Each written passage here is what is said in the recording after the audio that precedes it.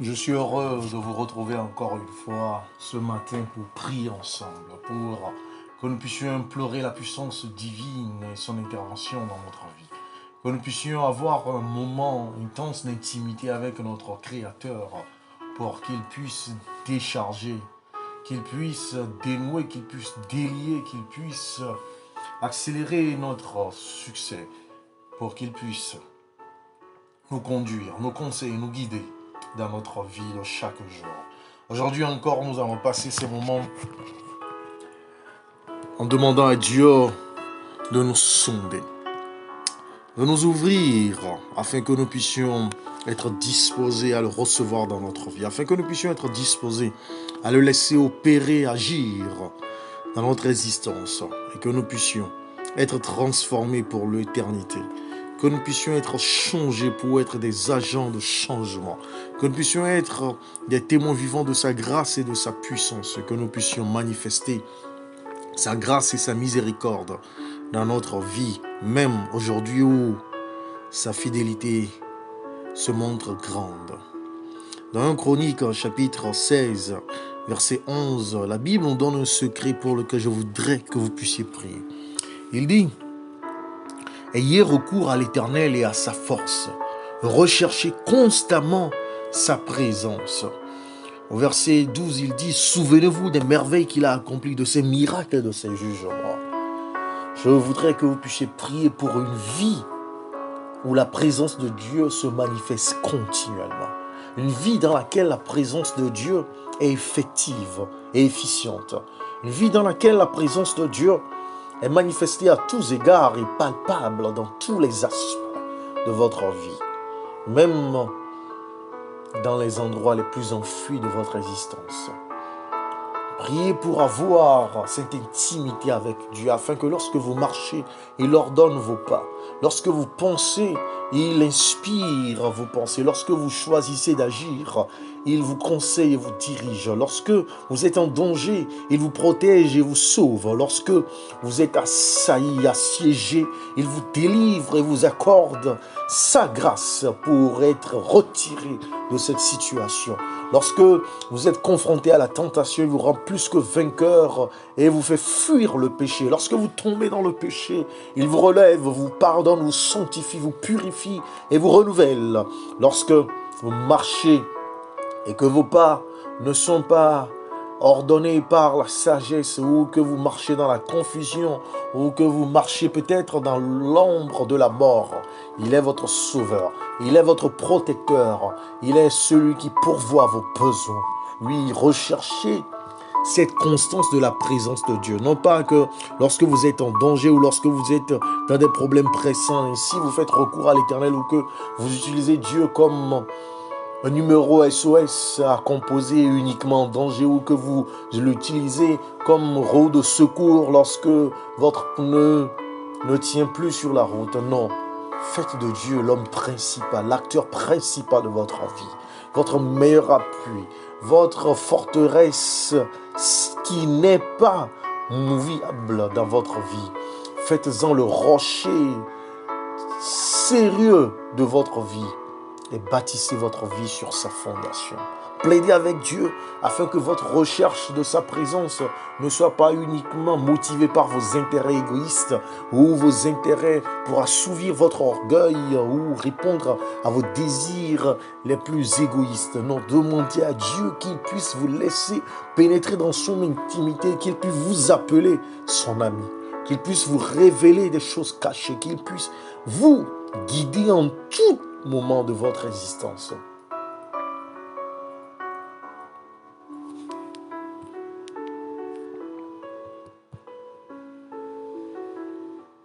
Je voudrais que vous puissiez aussi prier selon cette injonction de l'apôtre Paul dans Éphésiens chapitre 1, verset 18, où il dit: je prie qu'il illumine les yeux de votre cœur pour que vous sachiez quelle est l'espérance qui s'attache à son appel, quelle est la richesse de son glorieux héritage au milieu des saints. Au verset 19, il dit: et quelle est l'infinie grandeur de sa puissance qui se manifeste avec efficacité par le pouvoir de sa force envers nous qui croyons.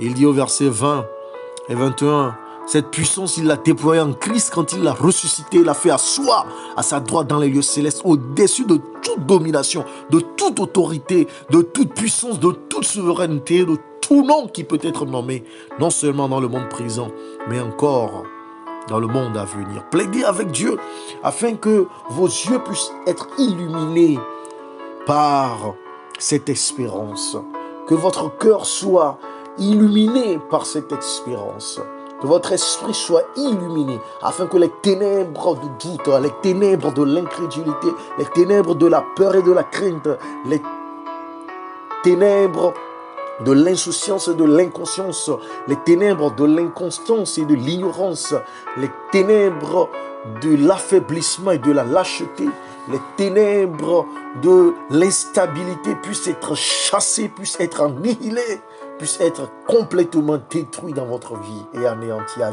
jamais par cette puissance de Jésus-Christ. Plaidez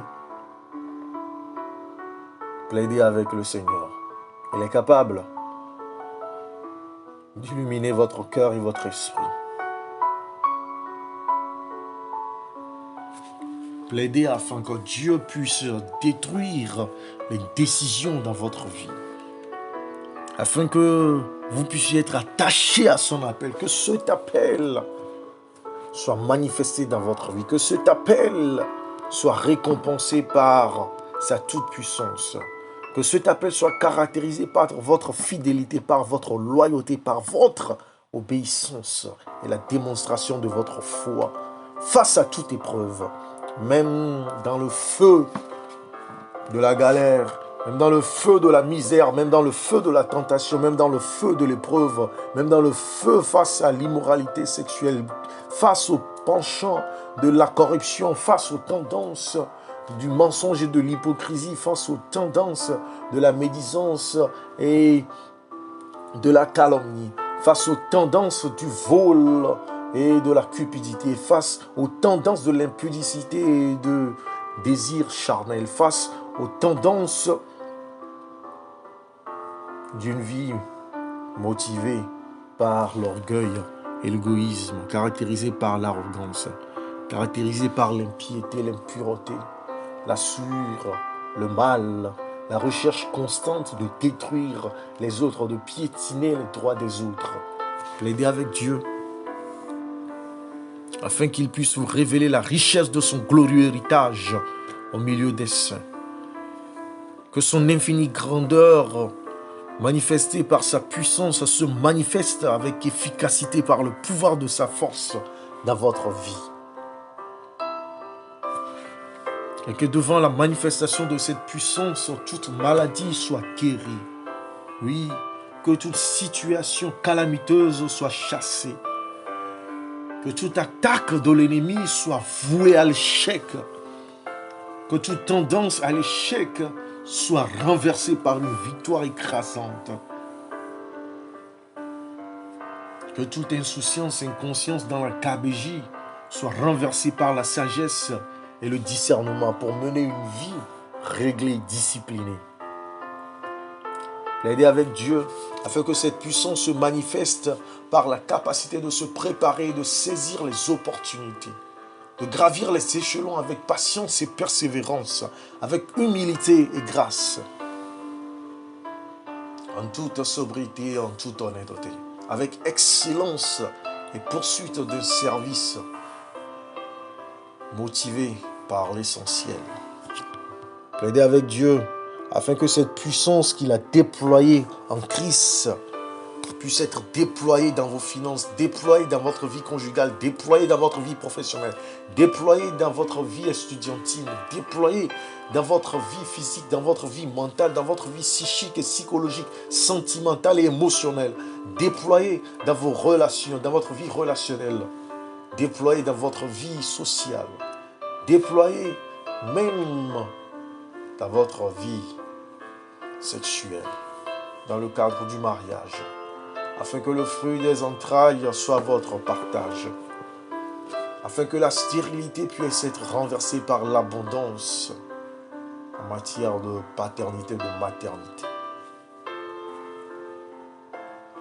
afin que cette puissance soit déployée même dans votre vie intellectuelle, afin que vous soyez la tête et non la queue, afin que vous compreniez, que vous puissiez retenir et que vous puissiez déployer une intelligence supérieure pour répondre aux besoins de l'heure et être un agent de transformation dans votre société, dans votre compagnie, dans votre environnement, dans votre marché, dans votre famille, dans votre boutique, dans votre apprentissage. Plaidez avec Dieu afin que cette puissance déployée en Christ puisse vous préserver pour le dernier jour du jugement, pour votre parcours sur cette terre, afin que vous soyez préparés pour l'éternité et que votre nom soit trouvé dans le livre de vie, parmi les saints qui ont lavé leur robe dans le sang de l'agneau, qui ont place au banquet de noces de l'agneau.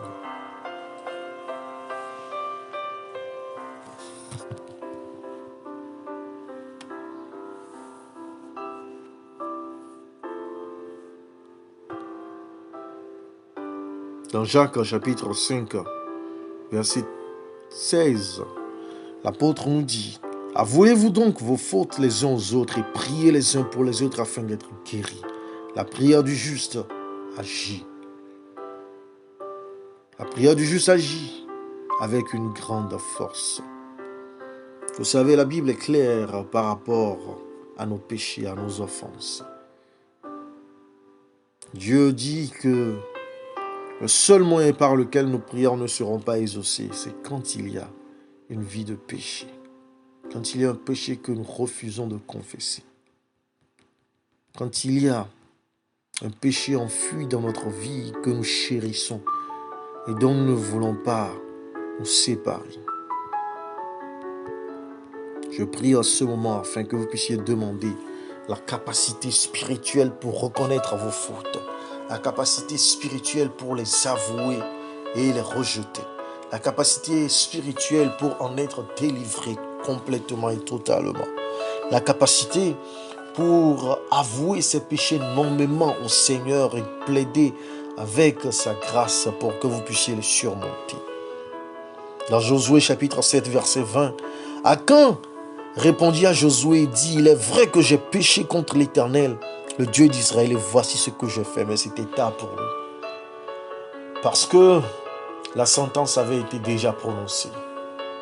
On avait tant et tant réclamé cette confession qui a tardé. Peut-être que vous tardez de confesser un péché dans votre vie, de vous débarrasser d'une faute et d'une erreur, d'être délivré d'un problème que vous ne voulez pas, mais que vous remettez à demain. Vous savez, lorsque vous retardez l'obéissance, cela équivaut à la désobéissance. Et c'est pour cela que la Bible nous dit dans Hébreux: aujourd'hui, si vous entendez sa voix, n'endurcissez pas vos cœurs. Proverbe 28, verset 13, on dit que celui qui cache ses transgressions ne prospère point, mais celui qui les avoue et les délaisse obtient miséricorde. Plaidez avec Dieu d'avoir cette humilité de cœur, de pouvoir confesser vos péchés, de pouvoir avouer vos fautes, de pouvoir prendre vos responsabilités. Peut-être que c'est un avortement que vous avez forcé une fille à commettre. Peut-être que c'est une grossesse que vous avez rejetée et refusée. Peut-être que c'est un pot de vin que vous avez accepté et qui a détruit votre carrière.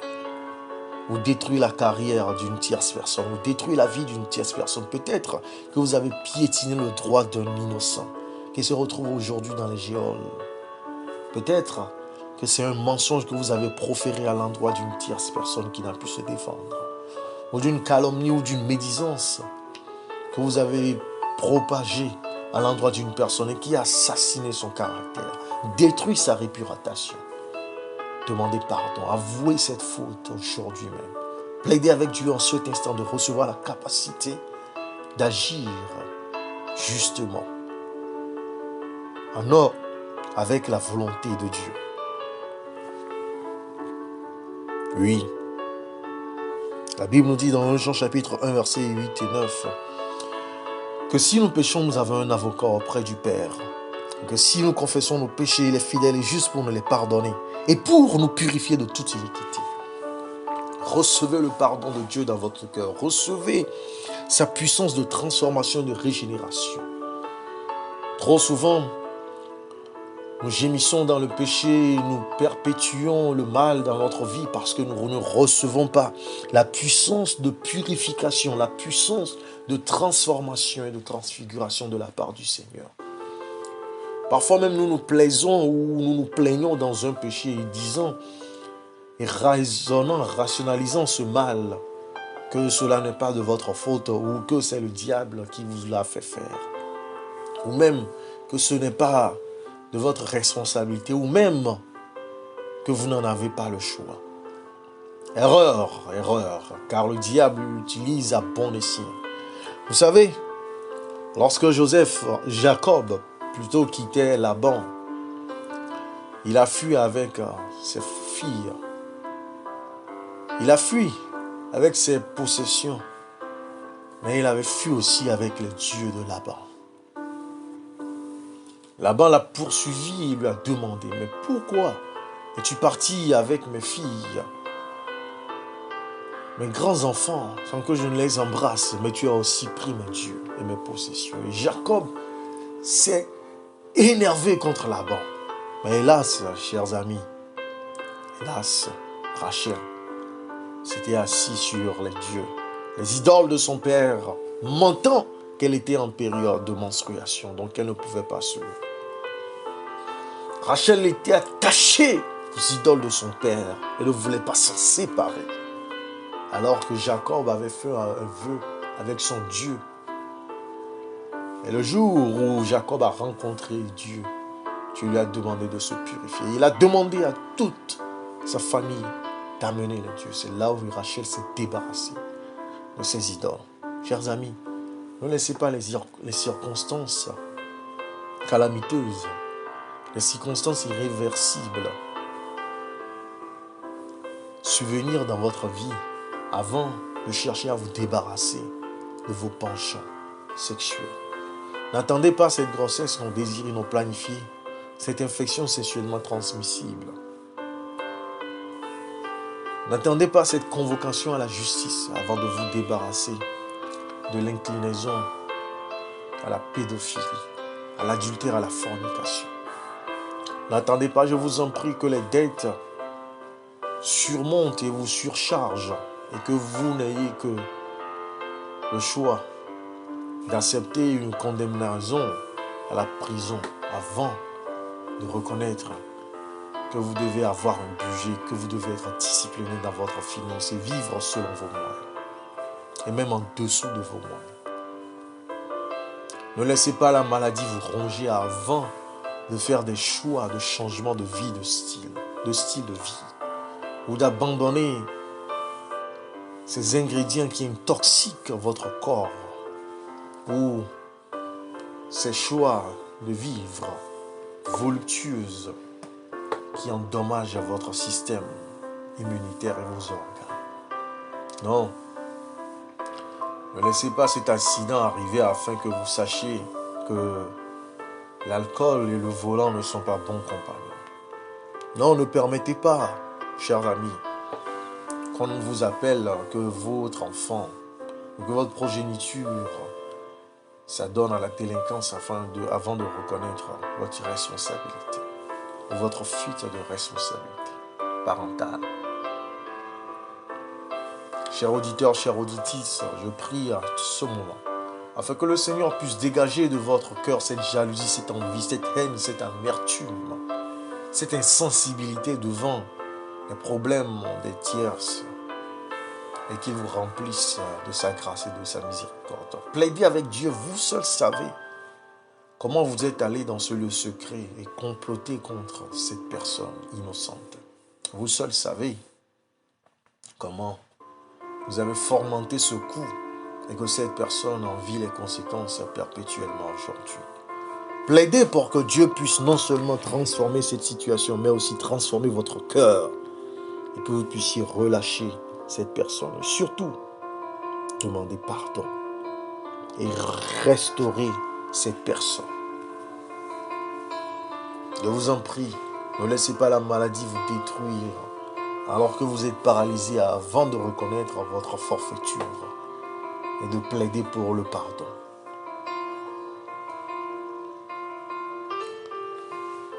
Certains d'entre nous sont bloqués par la revanche, par un esprit de rancune. Jésus nous dit dans Matthieu chapitre 5, verset 44, « Mais moi, je vous dis, oui, moi votre Seigneur, moi votre Sauveur, moi votre Créateur, moi, je vous dis, aimez vos ennemis. Bénissez ceux qui vous maudissent, faites du bien à ceux qui vous détestent, et priez pour ceux qui vous maltraitent et qui vous persécutent. » Le Seigneur ne dit pas que vous devez accepter qu'on vous tourmente constamment ou qu'on perpétue le mal qui est fait contre vous. Mais il vous demande de pardonner et d'aimer. Vous savez, lorsque vous êtes animé par un esprit de ressentiment, de rancœur et de revanche, c'est comme vous avez bu du poison et que vous attendiez à ce que la personne qui vous a fait du mal meure. Cette personne continue sa vie paisiblement et vous êtes emprisonné. Quelqu'un a dit un jour que si vous voulez vous venger, vous devez creuser 2 tombes. La première pour vous, d'abord, et la deuxième pour la personne contre qui vous voulez vous venger. Chers amis, demandez à Dieu de vous libérer. Oui, de vous éclairer, de vous illuminer. Oui, de vous sauver. Demandez à Dieu qu'il puisse chasser la vengeance, l'amertume, la rancœur. Car ce sont des sentiments et des émotions qui nous détruisent, qui nous ralentissent, qui nous anéantissent, hélas. Plaidez avec Dieu pour que vous puissiez marcher dans le pardon et l'amour, afin que vous puissiez marcher dans votre élan vers le succès.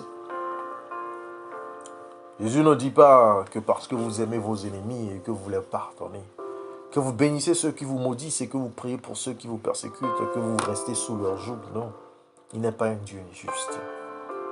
Lui-même vous accordera la puissance de les renverser et surtout d'avoir la victoire finale et que justice soit faite par sa grâce.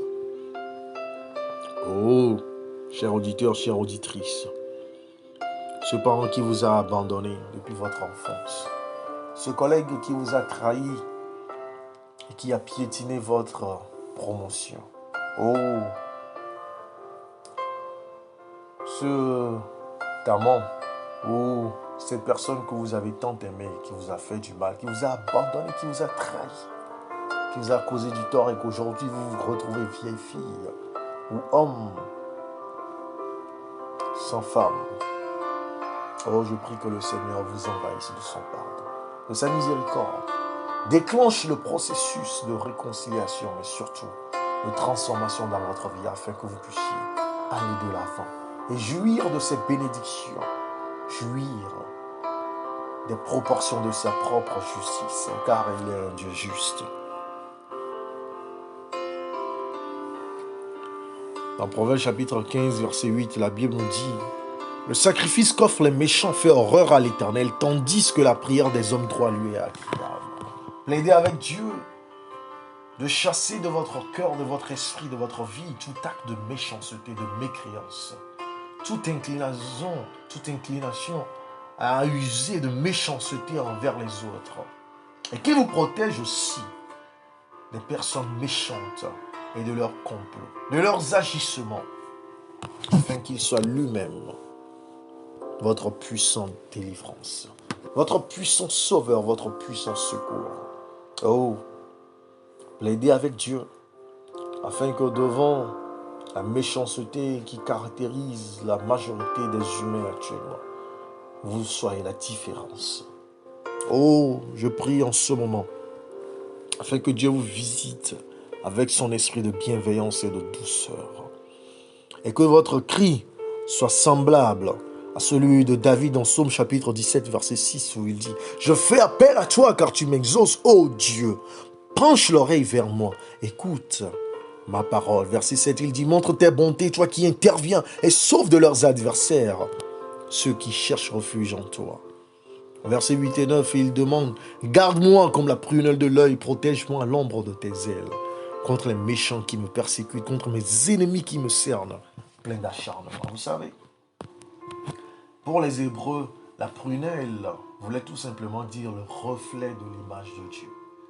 Vous savez, pour que vous puissiez vous approcher d'une personne et que vous puissiez voir cette personne face à face, vous devez avoir une relation. Cela peut être une relation amicale comme une relation d'inimitié. Mais si vous arrivez à vous fixer sur la prunelle de l'œil de cette personne qui est en face de vous, vous vous verrez. Et c'est comme ça que David demande à Dieu de se voir à travers lui. C'est pour cela que Dieu lui-même il a révélé à Moïse que nous sommes la prunelle de ses yeux. Car lorsqu'il nous regarde, il nous voit. Il se voit. Il se mire en nous. C'est lui qui nous a fait par son image que le diable a détruit par le péché avec notre complicité, mais qu'il restaure par le salut offert en Jésus-Christ, par son sacrifice. Oh, demandez à Dieu qu'alors qu'il vous a donné la capacité de pardonner, de bénir ceux qui vous ont fait du mal, ceux qui vous ont persécuté, de chercher le bien de ceux qui sont mécréants et méchants envers vous, qu'il puisse lui-même être votre secours, qu'il puisse être votre refuge, qu'il puisse être votre protecteur, votre sauveur, votre rédempteur, qu'il puisse être l'homme fort qui vous délivre et qui établit votre droit, qui vous fait justice et qui vous met au large, dans l'abondance.